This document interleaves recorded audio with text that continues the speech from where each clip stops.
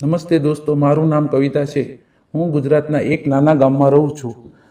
અમારી ઉંમર 29 વર્ષની છે. મારા માતા પિતા સાદા ખેડૂત હતા. ઘરના 4-5 ભેંસો હતી અને તેનું દૂધ વેચીને ઘર ચાલતું. બાળપણથી જ હું ભેંસોનો ચારો આપતી, દૂધ કાઢતી અને ઘરના કામમાં મદદ કરતી. મેં ધોરણ 10 સુધી અભ્યાસ કર્યો. તે પછી ઘરની જવાબદારીઓ વધી ગઈ. 28 વર્ષની ઉંમરે મારા લગ્ન રમેશ સાથે થયા. રમેશ પણ આ જ ગામમાં હતા અને ઘરે 4-5 ભેંસો રાખીને દૂધનો ધંધો કરતા. તેમની મહેનત, સાદગી અને હસમુખ સ્વભાવ મને ખૂબ ગમતા. અમારી પાસે નાનું પાકું ઘર હતું, થોડીક ખેતી અને ભેંસો હતી. અમે બંને મળીને જીવન ચલાવતા હતા. સવારે વહેલા ઉઠીને ભેંસોને ચારો આપીને દૂધ કાઢીએ, ગામમાં ઘરે ઘરે દૂધ પહોંચાડીએ, બપોરે થોડો આરામ કરીએ અને સાંજે ફરી કામ. રાત્રે અમે સાથે બેસીને બંને વાતો કરતા. 2 વર્ષ પછી મારા જીવનમાં આવ્યો અમારો નાનો દીકરો દીપક. તેના આવવાથી ઘરમાં ખુશીઓનો મેળો લાગી ગયો. દીપકની નાની નાની હરકતો, તેમનું હાસ્ય બધું જ અમારા દિલને ખુશ કરતું. રમેશ તેનો ગોદમાં લઈને રમાડતા અને કહેતા, આ મારો રાજકુમાર છે. પરંતુ જીવન ક્યારેક એક સરખું નથી ચાલતું. એક દિવસ રમેશને ઘર માટે કેટલીક ખરીદી કરવાની હતી. તે નજીકના શહેરમાં ખરીદી કરવા ગયા. મને કહીને ગયા હતા કે સાંજ સુધીમાં પાછો આવી જઈશ. પરંતુ સાંજે ખબર આવ્યા કે રસ્તામાં એક મોટા ટ્રક સાથે અકસ્માત થયો અને રમેશ ત્યાં ગુજરી ગયા. જ્યારે લોકોએ ઘરે આવીને આ સમાચાર આપ્યા, ત્યાં મારી દુનિયા અટકી ગઈ. હું દીપકને ગોદમાં લઈ રડતી રહી. નાનો દીપક મને વારંવાર પૂછતો, મમ્મી પપ્પા ક્યારે આવશે? અને હું તે ચૂપ કરાવી રહી, પરંતુ મારા આંસુ અટકતા નહોતા. રમેશના ગયા પછી જીવન ખૂબ મુશ્કેલ બની ગયું. મારા સાસુ સસરા ઘણા વર્ષો પહેલાં જ ગુજરી ગયા હતા. મારા માતા પિતા પણ બીમાર હતા. તેથી કોઈ સહારો નહોતો. ભેંસો હતી, પરંતુ બધું એકલા સંભાળવું પડતું. સવારે વહેલા ઉઠીને ભેંસોને ચારો આપવો, દૂધ કાઢવું, ગામમાં ઘરે ઘરે દૂધ પહોંચાડવું, બધું જ એકલા કરવું પડતું.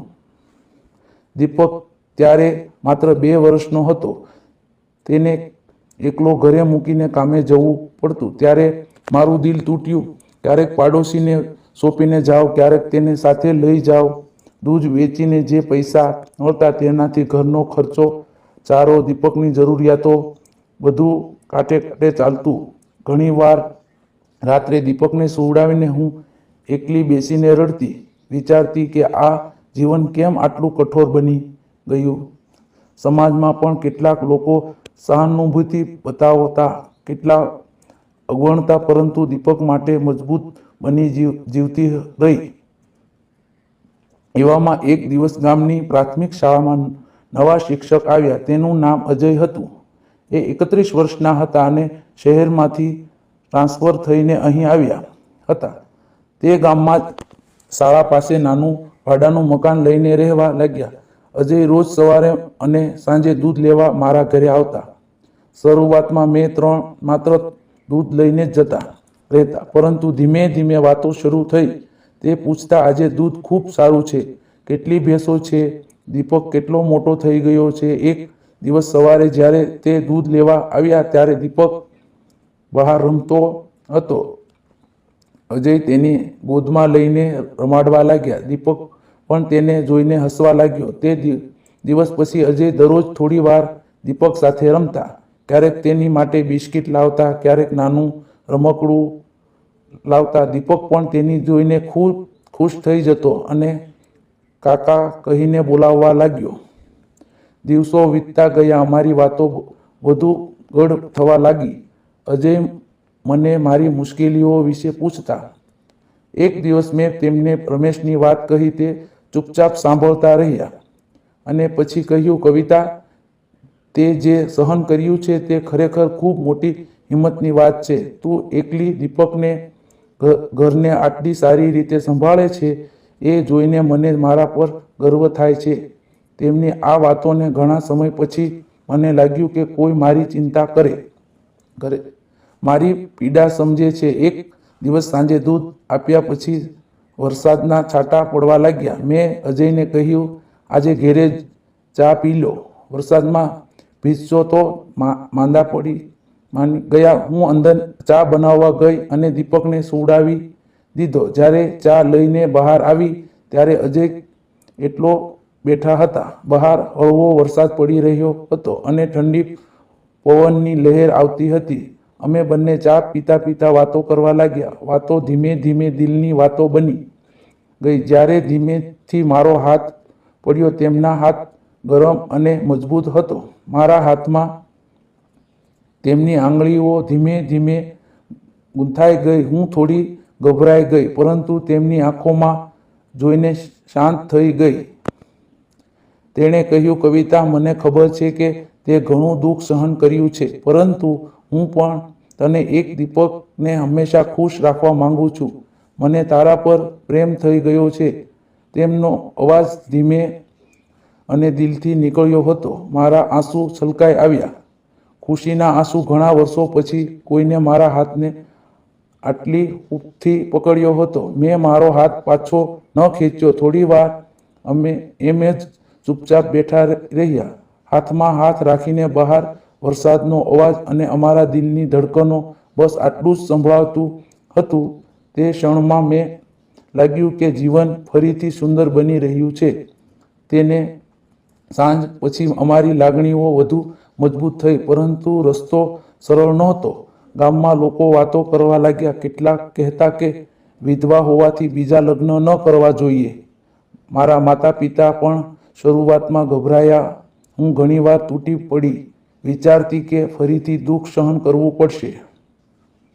પરંતુ અજય મજબૂત રહ્યા. તેણે બધાને સમજાવ્યું કે પ્રેમમાં કોઈ ખોટું નથી અને દીપકને પણ તેને પોતાનો દીકરો માનશે.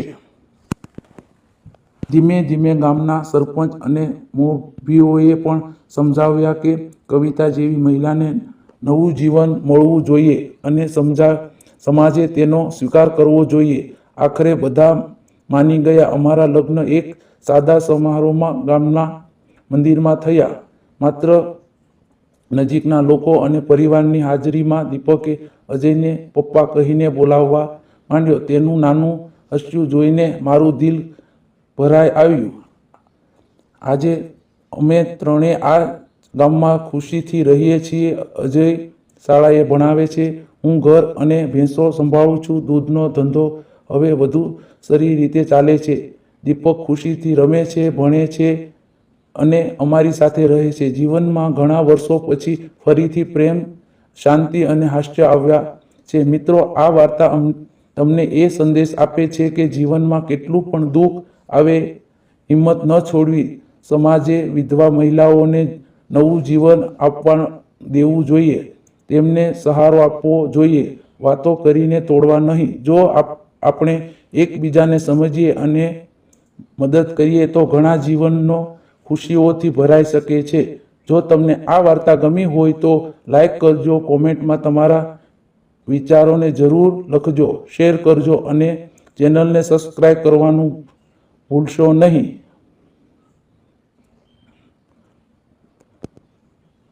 નોંધ: આવતા વાર્તા પૂર્ણ કાલ્પનિક છે અને તેમાં કોઈ વાસ્તવિક વ્યક્તિ, સ્થળ કે ઘટના સાથે કોઈ સંબંધ નથી. કોઈ પણ ધર્મ કે જ્ઞાતિનો ઉલ્લેખન કરવામાં આવ્યો નથી. આ વાર્તા માત્ર મનોરંજન અને સામાજિક સંદેશ માટે છે. ધન્યવાદ.